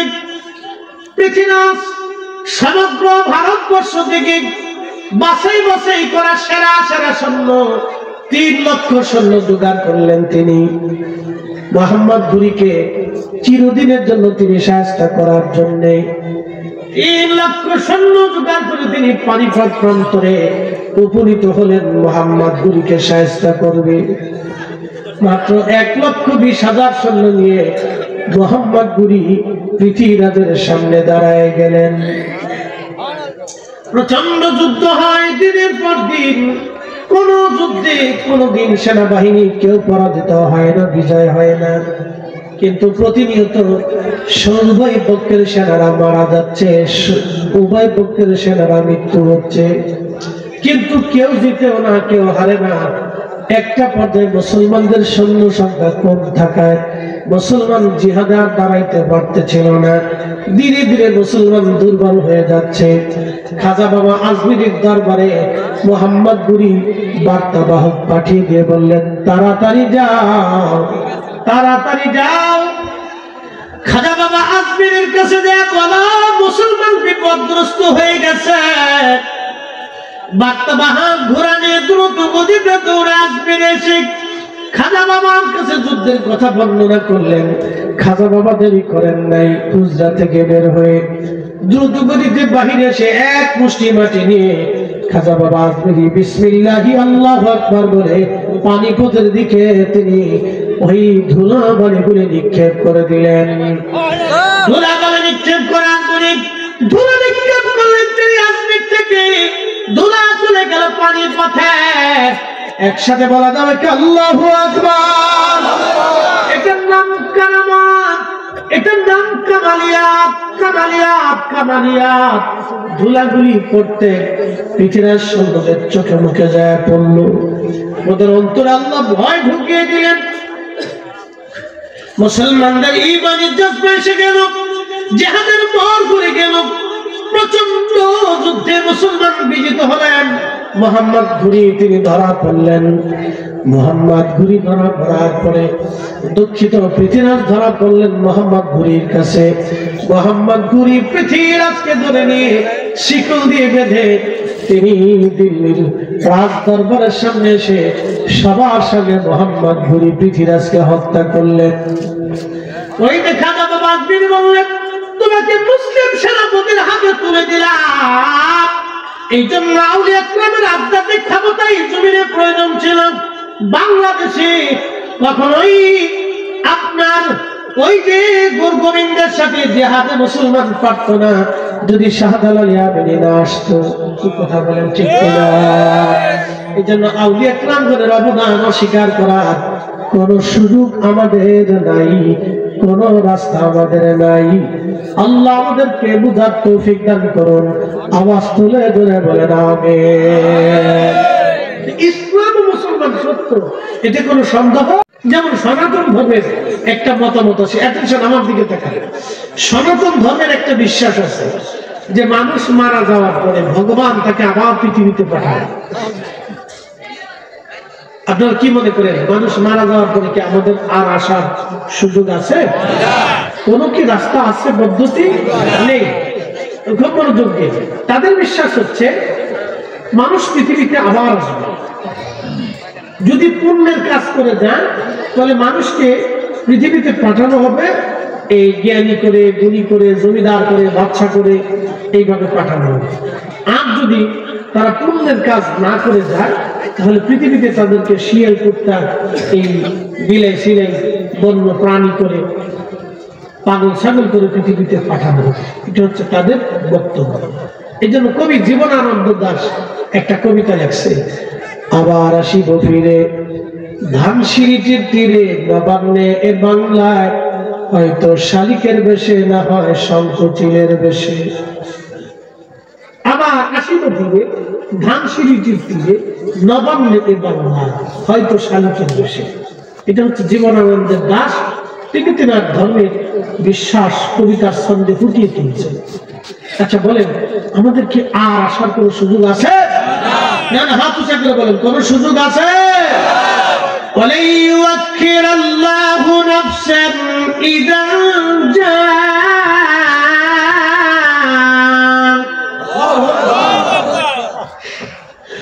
ওয়ালাই ইউআখিরাল্লাহু নাফসান ইযা আজালুহা।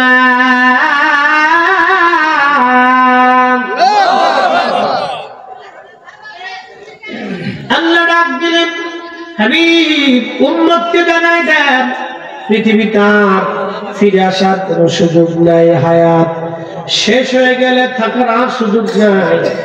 আর কবরে চলে গেছে, ফিরে আসার আর কোনো সুযোগ নাই। একদিন মাটির ভিতরে হবে ঘরে, মোনামার কেন বন্ধ দালান ঘর, মোনামার কেন বন্ধ দালান ঘর। আমরা কবরে চলে যাব, আল্লাহর দরবারে। কোরআনে আমরা বলতেছেন, সুন্নাতু রাব্বুনা ইলা আলিমিল গায়বি ওয়াস শাহাদাতি ফায়ুনাব্বিউকুম বিমা কুনতুম তা'মালুন।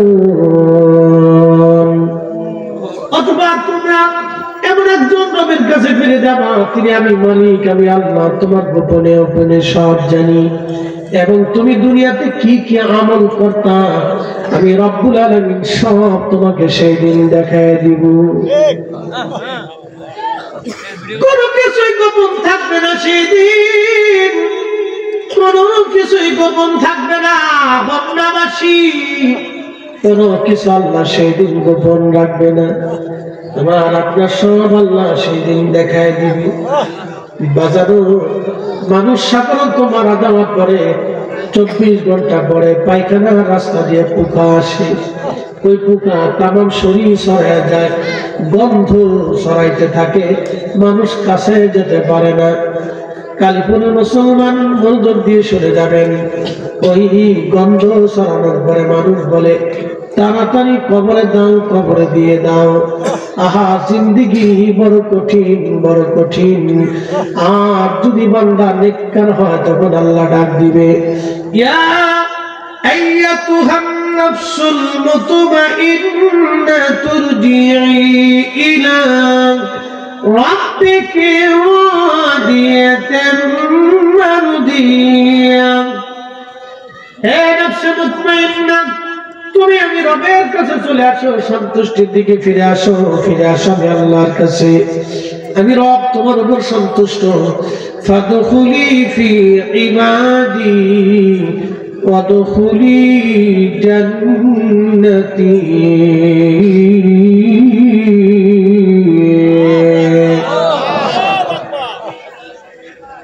তুমি আমি আল্লাহর সন্তুষ্টির দিকে ফিরে চলে আসো, আমি আল্লাহর দিকে তুমি ফিরে চলে আসো। একসাথে বলবেন আল্লাহু আকবার। আল্লাহ নবী বলেন তার কবরটাকে আল্লাহ রওজা বানায় দেয়। কবর কি হয়ে যায়? রওজাতুম মিন রিয়াদিল জান্নাহ, জান্নাতের বাগান আল্লাহ বানায়। ঈমানদারদের কবর আল্লাহ কিসের বাগান বানায়? জান্নাতের বাগান আল্লাহ বানায়। ঈমানদারদের কবর আমার আল্লাহ জান্নাতের বাগান বানায় দেয়। বাগান বাগান বাগান বাগান। একসাথে বলবেন আল্লাহু আকবার। আচ্ছা, কবরে মানুষ দেহ পচে যায়, 17 দিনে পেট ফেটে বিস্মার হয়ে যায়, 30 দিনে সমস্ত শরীর মাটির সাথে মিশে যায়।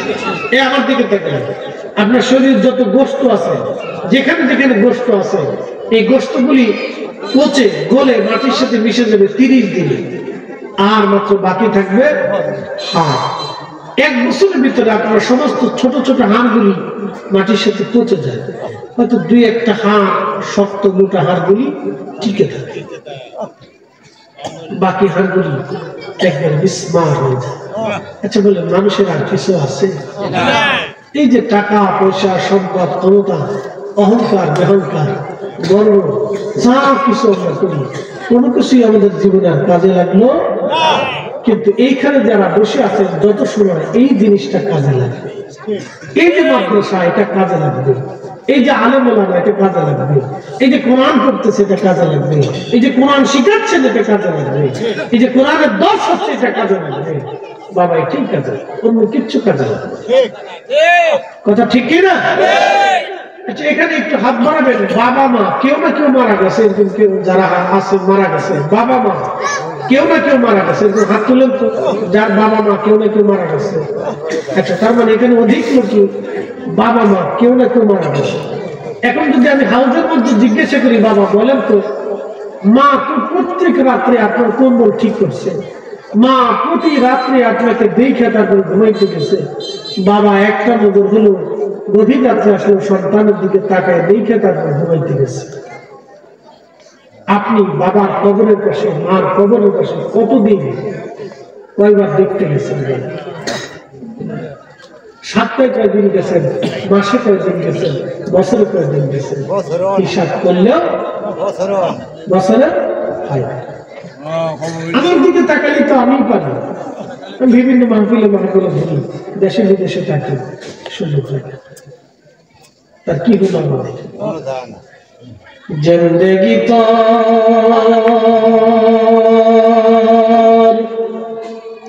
যাইরে ফাঁকি দিয়া রে সোনার জিন্দেগি তো যায় ফাঁকি দিয়া। ও আদামরি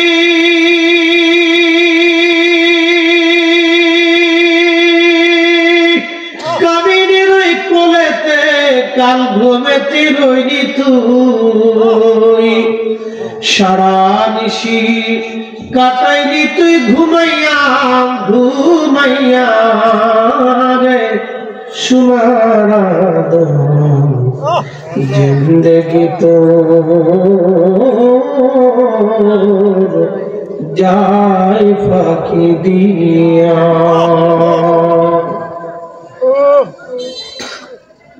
জীবন যেভাবে চলে যাচ্ছে, সামান্য সময়ের জন্য আমরা পৃথিবীতে আসছি, পরীক্ষার উত্তীর্ণ হয়েছি। কিন্তু শুনে যাবেন আপনারা, যারা আল্লাহওয়ালা তাদের কবরে দেহ পচে না। আল্লাহু আকবার। যারা শহীদ তাদের কবরে দেহ পচে না। একসাথে বলবেন আল্লাহু আকবার। এসনে কবরে মানুষ পৃথিবীতে আর ফিরে আসে না, তার একটা বাস্তব প্রমাণ শোনাবো। আবার ফিরে আসার কোন সুযোগ, আবার আসিব ফিরে ধানসিঁড়িটির তীরে নবান্নে বাংলায় হয় শালিকের বেশে, আসার আর কোন সুযোগ নেই। তার একটা বাস্তব প্রমাণ আপনাদেরকে শোনা। আজ থেকে 1933 সাল, 1933 ইরাকের বাগদাদের শহরের পাশ দিয়ে একটা নদী প্রবাহিত, যার নাম দাজলা নদী। এই দাজলা নদীর পাড়ে দুইজন সাহাবীর কবর ছিল, একজন হযরত হুযায়ফা এবং আব্দুল্লাহ আনসারী রাদিয়াল্লাহু আনহু। তো দাজলা নদীর পাড় ভেঙে যাওয়াতে দুটোটা কবর, একটা কবর ভেঙে গেল। হুযায়ফা রাদিয়াল্লাহু আনহুর কবর ভেঙে কবরের ভিতরে বারবার পানি আসতেছে, ঢেউ ঢেউ পানি আসে। তো পাশেই ছিল হযরত আব্দুল্লাহ রাদিয়াল্লাহু আনহুর কবর। তো ওনার কবরটা নদীর পারে হওয়ার কারণে কবর স্বেচ্ছাটা হয়ে গেছে, পানি আস্তে আস্তে ভিজে থাকে, সবসময় কি থাকে, ভিজে।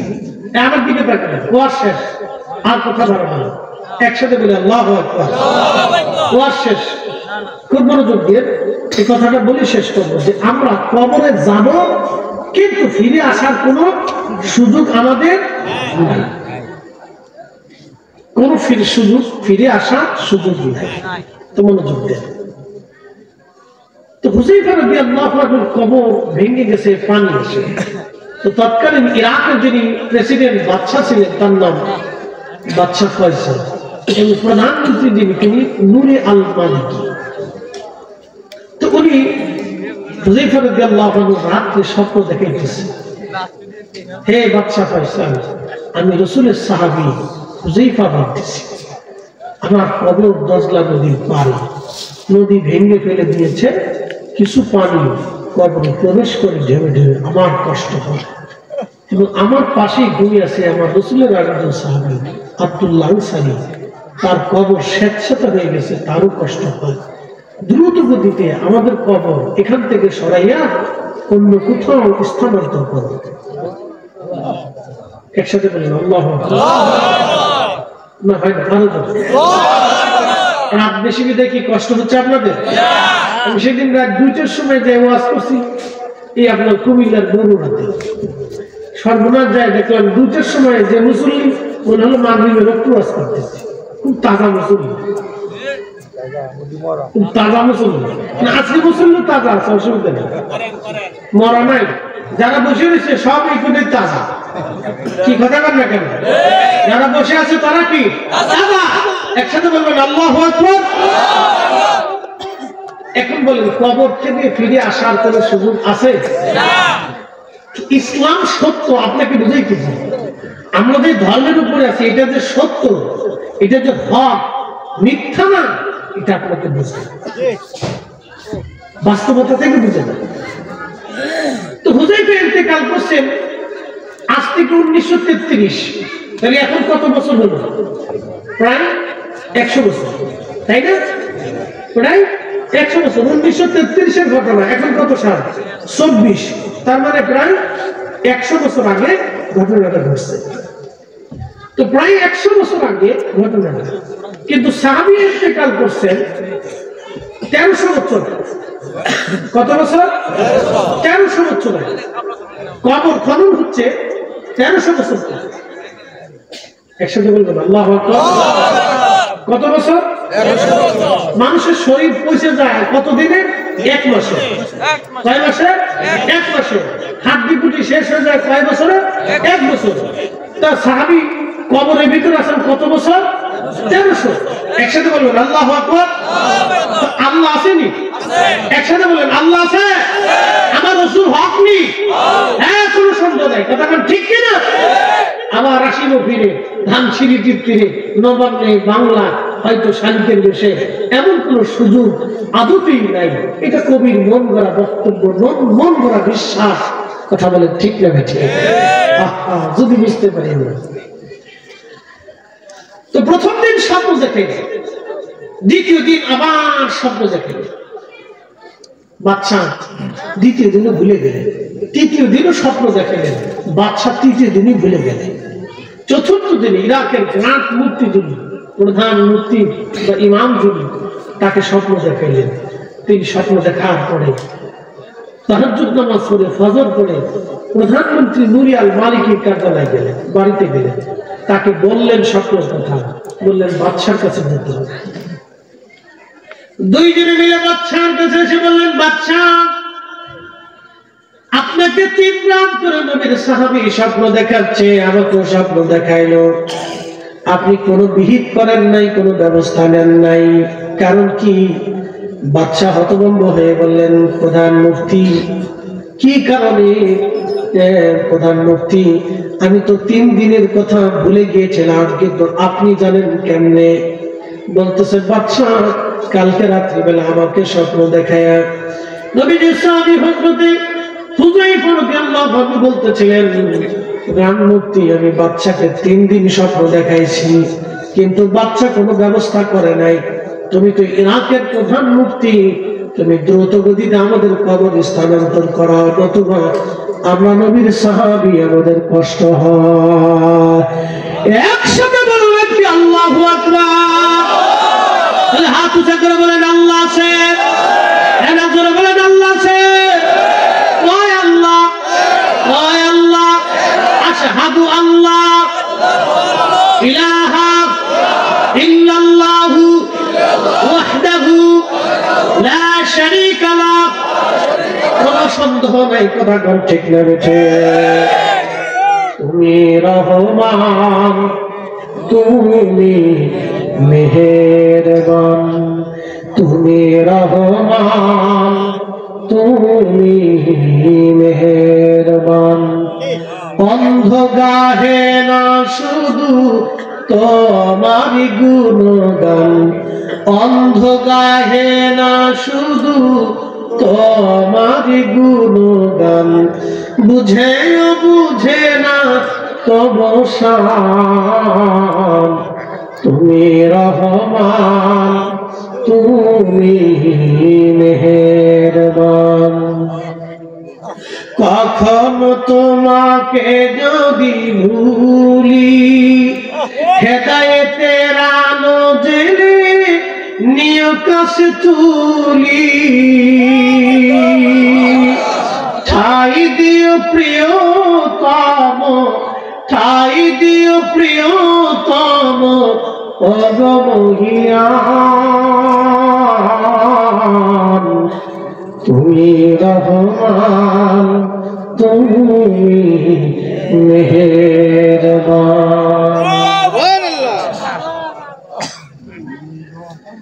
মুফতি সাহেব ডাক দিয়ে বলেন, তাড়াতাড়ি ব্যবস্থা করেন, নতুবা সাহাবীদের কষ্ট হয়। বাদশা বললেন, মুফতি কি করা যায়? বলে, কি ফতোয়া আমি লিখতেছি, আপনি ভোট করেন। দ্রুত গতিতে বাদশা মন্ত্রী পরিষদ নিয়ে বৈঠকে বসে গেলেন। আমির উলামা ফুদালিদের মিটিংয়ে বসে গেলেন, কি করা যায়? সাহাবীদের কষ্ট হচ্ছে এই মুহূর্তে। ইলেকট্রনিক্স মিডিয়া বর্তমান সময়ের মতো এত সহজ ছিল না। টেলিগ্রাফ পত্রিকার মাধ্যমে, কিছু রাষ্ট্রীয় টেলিভিশনের মাধ্যমে তিনি জানান হয়ে গেল, সারা পৃথিবীতে সংবাদ ছড়িয়ে গেল। তখন হজের সময় চলতেছিল, লক্ষ লক্ষ হাজিরা তখন আরাফাতের মাঠে, আরাফাতের মাঠে সংবাদ ছড়িয়ে গেল। লক্ষ লক্ষ হাজিরা চিঠি লিখতে লাগলো বাদশা ফয়সালের কাছে। বাদশা ফয়সাল, নবী দেখি নাই কিন্তু সাহাবী দেখতে চাই। নবী দেখি নাই কিন্তু সাহাবী দেখতে চাই। 1300 বছর পরে সাহাবী স্বপ্ন দেখালো, জিন্দা সাহাবী, আমরা তাকে দেখতে চাই। সুবহানাল্লাহ। লক্ষ লক্ষ, তখনকার দিনে প্রায় 5 লক্ষের উপরে হাজির ছিল। সুবহানাল্লাহ। কত লক্ষ? 5 লক্ষ হাজি হজ করতে ছিল। সেই সময় 5 লক্ষ নবীর চিঠি লিখলেন। একটার পর একটা ইমেল চিঠি ইরাকের বাগদাদে সরকারের রাষ্ট্র বরাবর আসতে লাগে। সারা পৃথিবী থেকে বড় বড় জ্ঞানী বিচক্ষণ রাষ্ট্রপ্রধানরা বলতে লাগলো, আমরাও সাহাবী দেখতে চাই, মহান সাহাবী দেখতে চাই, রসুল দেখে নেই কিন্তু সাহাবী দেখতে চাই। সারা পৃথিবীতে সংবাদ ছড়িয়ে গেল, হইচই করে গেল। সারা ইরাকের লক্ষ লক্ষ মানুষ বলল, আমরাও সাহাবী দেখতে চাই। নবী দেখে নেই কিন্তু সাহাবী দেখতে চাই। চিন্তা করে 1300 বছর পরে, 1300 বছর পরে ঘটনা। সুবহানাল্লাহ। সাহাবী বারবার হুকুম আমাদেরকে সারাও। বাদশা ডেকে বললেন, কি করা যায় এখন? হাজিরা দেখতে চায় পৃথিবীবাসী, সাহাবী দেখতে চায়, কিন্তু সাহাবীরা আমাদেরকে বারবার তাগাদা দেন। সবাই বললে, একটা কাজ করি, 10 লাখ যে পাশ থেকে পানি আসতেছে ওই পাশটা আমরা ঢালাই দিয়ে ভরে দিয়ে আমরা ভিতরের পানিগুলি খালি করে দিয়ে জায়গা শুকনা বানায় দেই। শুকনা বানায় দেওয়ার পরে সাহাবীদের আর কষ্ট হবে না, আমরা এরপরে কবর সরাই নিয়ে যাব। হাজির আসতে লাগলো। ইরাকের বাগদাদে একটা এলাকা আছে সালমান পার্ক। সালমান পার্ক নামক একটা এলাকা আছে, এখানে হযরতে সালমান ফারসি রাদিয়াল্লাহু আনহুর মাজার আছে ইরাকে। তিনি রাসূলের 250 বছর একজন সাহাবী। ওই পার্কে ঘুমিয়েছেন। মনোযোগ দিয়ে কথাগুলি শুনে যাবেন। পাশে কবর খনন করা হলো, 2টা কবর। সময় নির্দিষ্ট হলো, হাজির আসতে লাগলো। লক্ষ লক্ষ ইরাকবাসী, পৃথিবীর বিভিন্ন জায়গা থেকে লক্ষ লক্ষ মানুষ আসতে লাগলো সাহাবী দেখবে। দিন তারিখ নির্দিষ্ট হলো। বাদশা আমিরুল্লাহ উলামা প্রধান আলেম উলামা নিয়ে তারা ধীরে ধীরে 2 সাহাবীর, মহান সাহাবীর কবরের পাশে চলে গেলেন। কবরের উপর থেকে মাটি, সম্মানের সাথে মাটি সরাইতে সরাইতে সরাইতে সরাইতে দেখা গেল কবরের ভিতরে 1300 বছর আগে মহান সাহাবী হুযায়ফা রাদিয়াল্লাহু আনহুকে যেইভাবে দাফন করা হয়েছিল ওইভাবেই কবরের মধ্যে পড়ে আছেন। কাপড়ের কাপড়টা পর্যন্ত নষ্ট হয় নাই, তার শরীরের ত্বক নষ্ট হয় নাই, তখনও রক্ত চলাচল চলতেছিল, তখনও চোখ চলতেছিল, তখন একটা পশম দাড়ি খসে পড়ে যায় নাই, একটা আওয়াজ বন্ধ থাকবে না। একসাথে বলেন আল্লাহু আকবার। হাত উঁচা করে বলেন আল্লাহু আকবার। বলেন আল্লাহ আছে, বলেন আল্লাহ আছে। কবর থেকে ফিরে আসার আর কোনো সুযোগ আছে? আল্লাহর কাছে চলে যেতেই হবে। কথা বলেন ঠিক না ঠিক? আল্লাহ যেমন সত্য, আমার নবী তেমন সত্য। কথা বলেন না? কত বছর পর? 1300 বছর পরে। তখন ওই কবর ওই অবস্থায় রয়ে গেল। হুযায়ফা রাদিয়াল্লাহু আনহু নিচ থেকে মাটি সহ ক্রেন দিয়ে উঠিয়ে নিয়ে আসা হলো। যখন উঠিয়ে আনা হলো, খাটিয়ার উপরে শোয়ানো হলো, পার্শ্ববর্তী সাহাবী আব্দুল্লাহ আনসারীর কবর থেকে মাটি সরানো হলো। আল্লাহু আকবার। ঠিক হুযায়ফাকে যেমন 1300 বছর আগে দাফন করা হয়েছিল, ওনার কবরটা ওই রকমই। কাফনের কাপড় নষ্ট হয় নাই, ওনার শরীরে একটু পর্যন্ত নষ্ট হয় নাই, চুল দাড়ি পর্যন্ত নষ্ট হয় নাই। চেহারা লাবণ্যতা তখনও আছে। এমনি তো শুকাই যাওয়ার কথা, কি হওয়ার কথা? শুকাই যাওয়ার কথা, লাবণ্যতা তখনও আছে।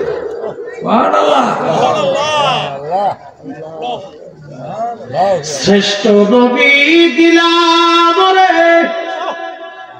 ঠিক কিনা? কি নবী? বলেন কি নবী? কোন সন্দেহ? ইসলামে সন্দেহ? বিশ্বাসে সন্দেহ? আবার শিব পীরে, ধনশিরি তীরে, নবান্নে বাংলা, হয়তো শালিকের বেশে, এগুলি সব মানুষের বানানো বিশ্বাস। কথা ঠিক কিনা?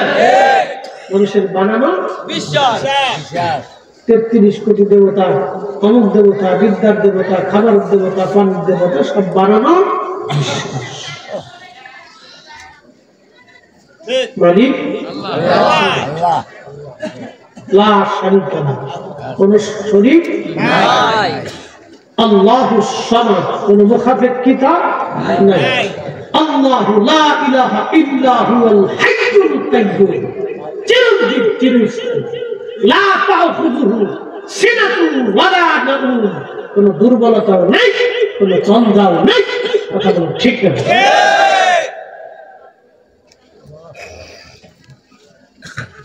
শুনিয়া দেন রমনাবাসী, দুই সাহাবীকে উঠানোর পরে সারা ইরাকের বাগদাদে কান্নার রোল পড়ে গেল। লক্ষ লক্ষ মানুষ সিরিয়াল ধরে ধরে এক নজর করে সাহাবীদেরকে দেখতে লাগলেন।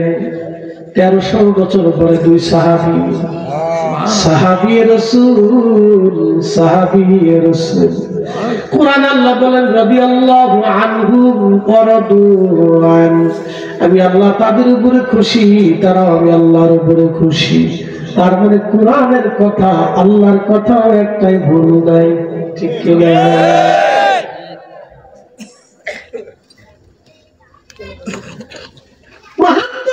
সাহাবী উঠানোর পরে হাজার হাজার লক্ষ লক্ষ জ্ঞানী গুণী সায়েন্টিস্ট বিজ্ঞানী, জার্মান থেকে একজন চক্ষু বিজ্ঞানী তিনি গেলেন, চিন্তা করলেন বডি ভালো, দেহ ভালো, তখনও তো চলমান, তখনও ব্লাড সার্কুলেশন চলে, তখনও হার্টবিট চলতে লাগলো, তখনও চোখ জিন্দা, তখনও ঠোঁট একেবারে তাজা, চেহারা তাজা, চুলগুলি তাজা তাজা। সুবহানাল্লাহ। জার্মান বিজ্ঞানী চিন্তা করে গেলেন যে মানুষের সব যদি ঠিক থাকে, চোখ তো বাঁচার কথা না। আমি যেহেতু চক্ষু বিজ্ঞানী, এটা চোখটা আমি পরীক্ষা করে দেখি। জার্মান বিজ্ঞানী বলেন, আমি চোখের মধ্যে তাকায় দেখলাম, চোখের ভিতর থেকে একটা নূর এসে আমার চোখের মধ্যে ধাক্কা দিল। ওই নূরের আলোতে আমার চোখ বন্ধ হয়ে গেল। আমি চোখে কয়েক মিনিট পর্যন্ত চোখে দেখতেছিলাম না। আল্লাহ নবী বলেন, ইত্তাকু ফারাসাতুল মুমিন, তোমরা ওলিদের চাহনিকে ভয় করো। ফাইন্নাহু ইয়ানজুরু বিনূরিল্লাহ, কারণ ওলিরা আল্লাহর নূর দিয়ে তাকায়। সুবহানাল্লাহ। একসাথে জোরে জোরে জোরে জোরে। তাহলে রাসূলের কথাও সত্য, কথা বলেন না কেন, ঠিক কি না? আল্লাহর নাম সত্য, জোরে বলেন আল্লাহর কথা সত্য, আল্লাহর কথা সত্য, নবীর কথা সত্য। এজন্য আমাদেরকে ঈমান দৃঢ় করতে হবে। সুবহানাল্লাহ। জার্মান বিজ্ঞানী গ্রাম মুফতির হাত ধরে বললেন, মুফতি আর দেরি না, আমার এই মুহূর্তে কালেমা পড়ায় দেন, লা ইলাহা ইল্লাল্লাহু মুহাম্মাদুর রাসূলুল্লাহ সাল্লাল্লাহু আলাইহি ওয়াসাল্লাম। একসাথে বলা যাবে আল্লাহু আকবার। উনি বলেন আল্লাহ আছে, হাত উঁচা করেন, হাত উঁচা করে সাক্ষী দেন আল্লাহ আছে। আমাদের মালিক কয়জন? রব কয়জন? খালিক কয়জন? দাতা কয়জন? সব কিছু যিনি সৃষ্টি পরিচালনা এক মুহূর্তে করেন, তিনি কে? আশহাদু আল্লা ইলাহা ইল্লাল্লাহু ওয়াহদাহু লা শারীকা লাহু ওয়া আশহাদু আন্না মুহাম্মাদান আবদুহু ওয়া রাসূলুহু সাল্লাল্লাহু আলাইহি ওয়াসাল্লাম। আল্লাহ কবুল করুন, বলে না আমিন। আমরা ফিরে যাব কার কাছে? আল্লাহর কাছে। আমাদের জীবনের জবাবদিহিতার জন্য আমার কথা শেষ, আলোচনা আর বাড়াবো, দোয়া করব। ওই কবর থেকে বাবা দোয়ার প্রতীক্ষায় বসে আছে, ওই কবর থেকে বাবা মা